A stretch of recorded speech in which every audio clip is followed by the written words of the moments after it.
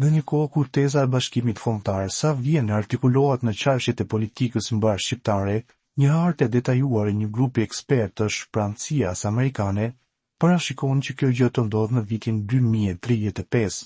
Rritja e ndikimit të shqiptarëve në politikat rajonale si dhe mbështetja në rritje nga ana e Shteteve të Bashkuara të Amerikës, duket se do të përshpejtojë procesin e bashkimit, i cili në retorikën e politikës së sotme globaliste duket si i pamundur. Në një kohë që në rajonin e Ballkanit ka nisur të vlojnë çështjet e pazgjedhura historike si dhe padrejtësitë ndaj popullit shqiptar, është zbardhur një hartë e krijuar nga ana e ekspertëve të CIA-s, e cila parashikon ndryshime drastike kufish jo vetëm sa i takon trevave shqiptare, por edhe territoreve të tjera europiane të cilat prej shekush kanë qenë objekt luftrash.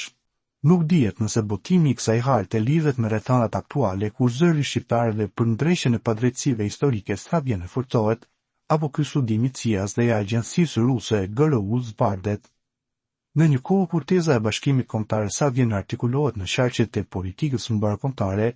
paradoksalisht këto harta të bëra publike në mediat amerikane dhe ato ruse nuk janë vetëm studim ekspertëve të CIA-s, por edhe të agjencisë ruse GRU, shteti i cili njihet për politikat e tij pro-serbe dhe anti-shqiptare, në një kohë që çështja e rikthimit të kufive shihet si një opsion i rrezikshëm për paqen.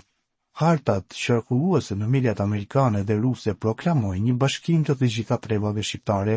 Ky bashkim parashikohet të ndodhë në vitin 2035 dhe të përfshijë bashkimin e Shqipërisë dhe Kosovës, si dhe trevat e Maqedonisë, Malit të Zi, Serbisë dhe Greqisë.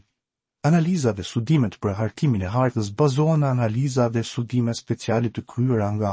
ana e shërbimeve më prestigjioze amerikane dhe ruse, si CIA dhe GRU. Po ashtu, konkludojnë në këtë hartë, bazohen edhe tek burimet e rëndësishme të institucioneve ndërkombëtare të cilat merren me studime gjeostrategjike. Edhe pse kjo hartë e bërë publike në mediat amerikane dhe ato ruse është produkt i analizave të ekspertëve të agjencive prestigjioze të inteligjencës së dy prej shteteve më të fuqishme të botës, nuk dihet nëse politikat e këtyre vendeve do të fokusohen zyrtarisht në konklutimin praktik të kësaj ndarje territoriale e cila prek jo vetëm trevat shqiptare, por edhe një pjesë të mirë të Europës. Kjo hartë zbarb fakte tronditse në lidhje me një pjesë të territoreve të shteteve europiane, të cilat kanë provokuar luftra të vazhdueshme, ndërshtetërore por edhe botërore. Po sipas studimeve të konkluduara në këtë hartë rezulton se Bosnia-Hercegovina do të pushojë se ekzistuari si shtet për të ndarë midis Kroacisë dhe Serbisë. Ndryshimet priten edhe në shtetet e fuqishme si Britania, ku Skocia do të shpallë pavarësinë, ndërsa Irlanda do të bashkohet. Nga ana tjetër, Baskia dhe Katalonia do të deklarojnë pavarësinë nga Spanja duke marrë edhe pjesë nga territori francez. Ky shtet duket se do të humbas shumë nga lavdia e tij historike, pas përshëndrimit të lartë të grupeve islamike, të hapet rruga për rritjen dhe krijimin e një shteti islam në jug të Francës.